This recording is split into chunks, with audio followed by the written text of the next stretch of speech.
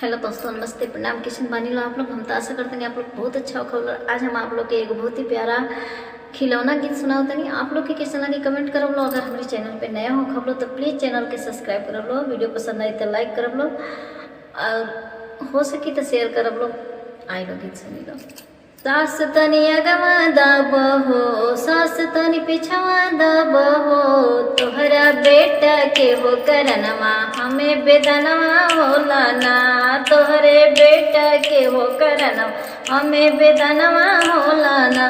बहुर तनी धीरा धर हो, बहुर तनी धीरा धर हो, हमारा बेटा के हो करनवा तोहे होरी लवा हुई है ना। हमारे बेटा के हो करनवा तू ललनवा पैबूना।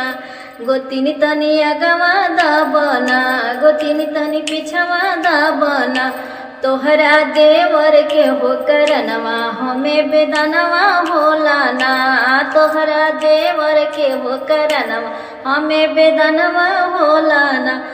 छोटी तनी धीरा धरना, छोटी तनी धीरा धरना, हमरे देवर के हो करनवा तू ललनवा पैबूना। हमरे देवर के हो करनवा तू ललनवा पैबूना। बढ़िया।